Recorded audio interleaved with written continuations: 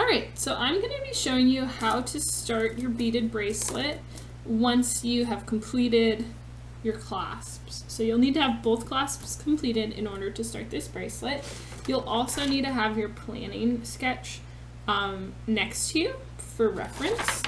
So each of you should have received a bag full of seed beads, and inside that bag I believe there was some beading thread. It's like a nylon coated wire, but it's different than like the metal wire we've been using. So in this bag you are going to find some beading thread. Super carefully we can kind of unwind this. It does like to tie knots on itself, so do this step carefully. And I've tried to give you a few feet, and hopefully you'll have some extra that we can use for some other projects. Inside this bag, you should also see two seriously teeny tiny beads. Do not lose these. We're just going to take one out right now. Yours might be a different color than mine. They come in all different colors. Whew, I almost lost it. This is called a crimp bead. A crimp bead is a bead that you can squish into a flat little piece of metal. So the way we're going to use the crimp bead, it's going to be our very first bead. Do not cut your thread, just keep it really long. And thread your crimp bead onto your thread. It's funny because thread is a verb, but it's also a noun. Next, what you're going to do is thread your clasp. I'm doing my loop clasp. Thread your thread through the smaller loop. Now, with your tail, just a little bit of the tail, maybe like an inch, take the tail and go through just the crimp bead, not this clasp loop. We're already inside the clasp loop, so we don't need to do it again, but we are going to go back through the crimp bead. You see how there is a tail coming out of the crimp bead? This is perfect. This is exactly how we want it to be. We can slide our crimp bead up a little bit closer to the clasp, like this. Alright? So here we have our clasp, our crimp bead, a long thread, and a tail. Once yours looks exactly like mine, it's not too tight, there's a little bit of room, then you can take your pliers. You can only do this once. It's a one-shot deal, so make sure you do it right. What we're going to do is we are going to take our pliers and clamp down on our crimp bead. And this is going to flatten it. You see how it's no longer a round bead, but instead it's a little rectangle? That is what we want. Perfect. Alright, so now this clasp is not going anywhere. This crimp bead is holding it in place. This is kind of how professional jewelers treat the end of a project or the beginning of a project. Instead of tying a knot, you use a little crimp bead. This tail, we don't ever want to cut this. We want this to stay here. If we were to go in and cut it really close up, there is always a likelihood that it can slip out of the crimp bead. It needs to have a tail in order to be as sturdy as it can possibly be. I'm going to save this other crimp bead for later. I'm just going to keep it in the bag, because that's for the other end. Now what we're going to do, we can pull out our sketch and orient ourselves. Here we are at one end of our bracelet. It looks like the very first color that I'm going to be putting on is lavender. Ooh, no, I'll use these instead. Sorry, I just have a lot of bead choices.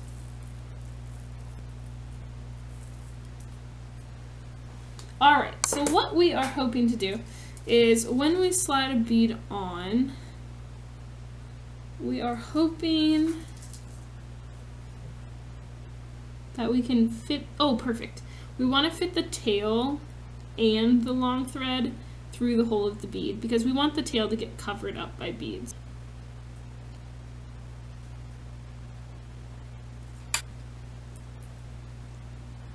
So I have a whole lot of beads. The tail is sticking out, so I want to make sure that the tail goes through each bead hole. That way the tail is going to be super safely protected inside of these beads and it will never show. So I'm just going ahead and I'm going to keep stringing my purple beads. Alright, once you feel like you might be getting close to starting a new section, compare it to your sketch. So here I am. Oh my gosh, I did that perfectly. So I'm holding it up to my sketch and now I'm seeing that it's time to transition to a new color. It looks like I'm going to do white, light blue, and then white.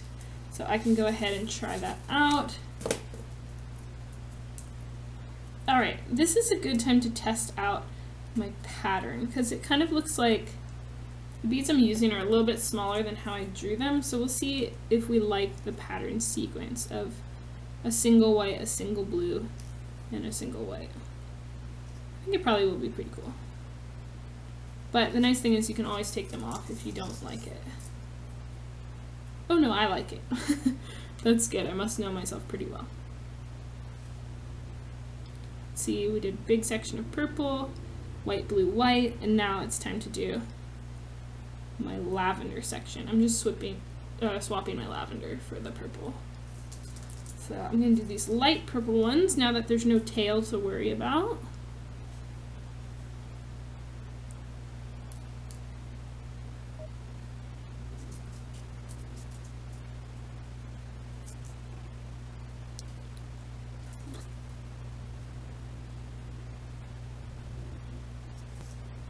Okay, let's go ahead and compare.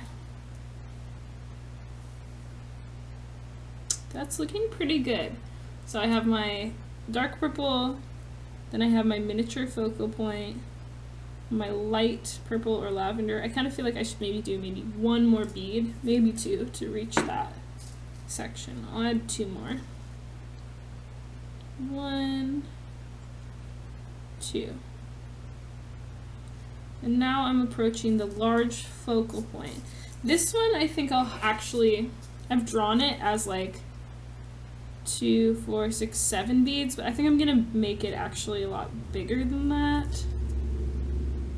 Yeah, so I'm gonna do maybe like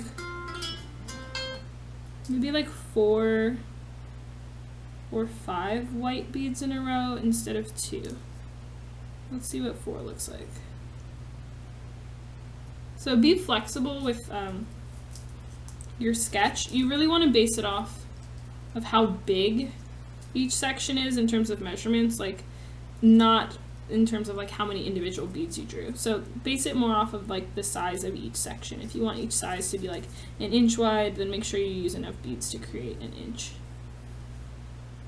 It looks like for me, if I want this focal point section to be 1 inch, I'm gonna need to include way more white beads. So I'm gonna keep going because I'm basing it off of the size, not each bead I drew. Some more white.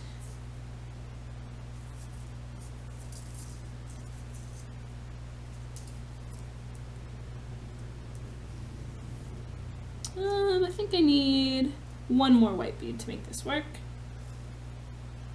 Ooh, actually no, I'm gonna go like this. I'm gonna do a blue,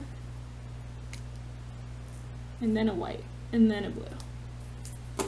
Like a little gradient. Blue, white, blue,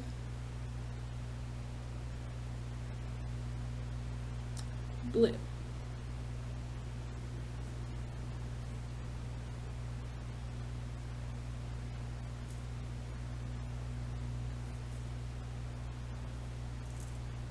Okay, let's see how that looks.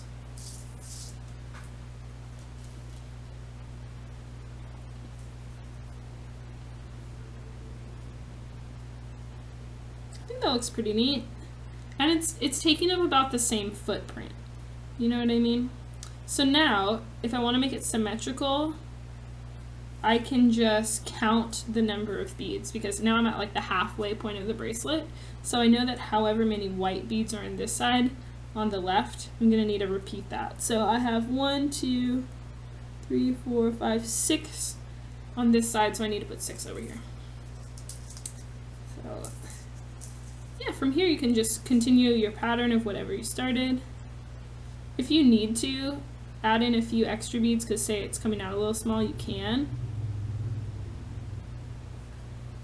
Probably no one's going to notice if it's like 1 or 2 or 3 beads off, but if it's a lot of beads off, then I recommend you just take the beads off and start over, because it's not that hard to just rebead it. It's better to do it right than to do it wrong and try to make it look right, if that makes sense.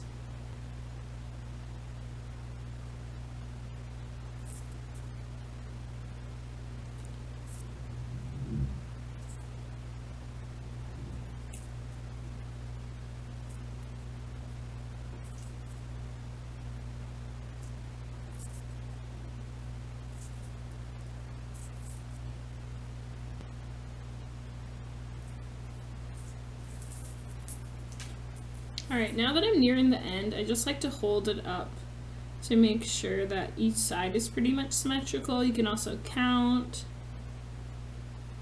You can measure with your ruler. Looks like I'm a bead off, so I'm going to add another purple bead. Then I really recommend holding it up to your sketch, checking it there.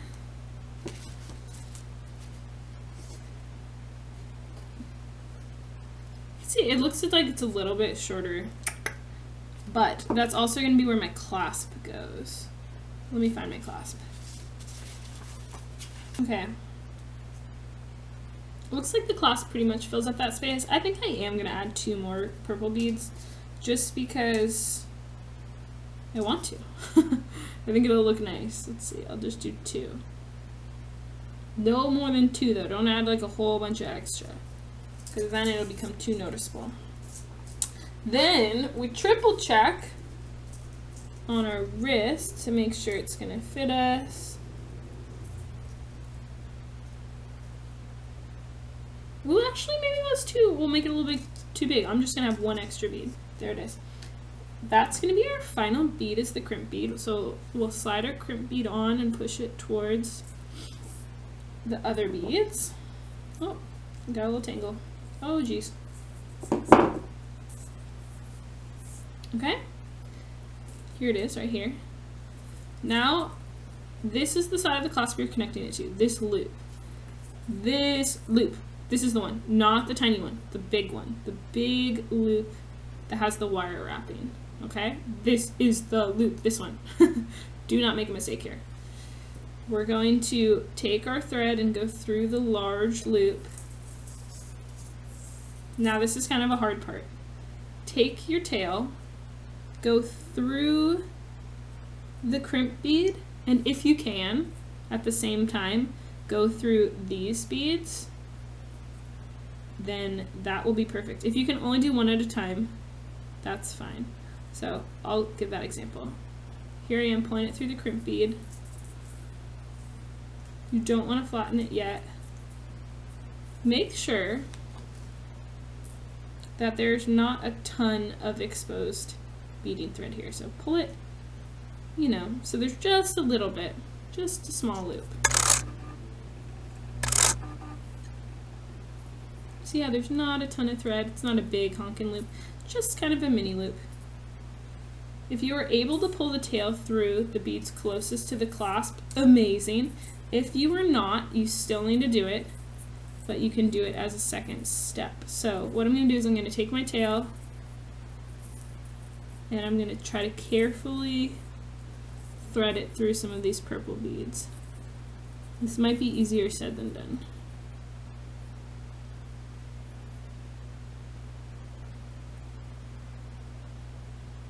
Ooh, it is. It's hard to do.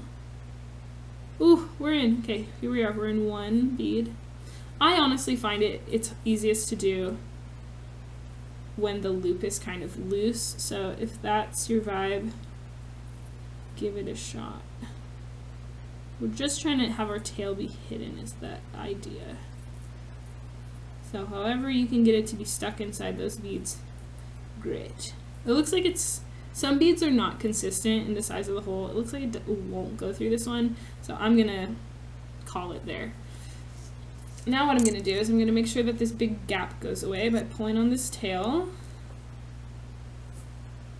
Oh, still quite a bit of a gap. Got a little bit of a twist here. Let's see. I'm gonna slide everything down. I'm gonna hold all the beads in place. Now I'm gonna pull on the tail. Yay! That looks absolutely fab.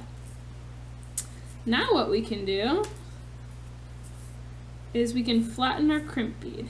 You don't want it to be so tight that there's nowhere for it to flatten out. So if it's absolutely just choking up on this, then it's no good because there's no place for it to expand because this thing needs to flatten. So there's still enough room for me to just take the end of my pliers, press down, and crush that crimp bead. Look at how it's nice and flat now. Now my tail's over here. I can go ahead and hopefully you have some sharp scissors to cut with. And be very careful not to cut through your bracelet. That would be so sad. There you go. That's what a finished bracelet looks like. We have clasps on both. And ta-da! That's how you do it. Lovely. In hindsight, I kind of wish I had transitioned to my colors a bit sooner because it looks like it's mostly purple from this angle, but that's okay. You live and you learn. You can live from my mistake and learn how to change it and fix it. Maybe more areas of color change would have made this a little bit more interesting. If you want to make your bracelet multi-stranded, what you can do is you could use some of your extra string. You'd have to plan this ahead. You can't do it now. Now it's just a one-strander. But it looks like there's enough.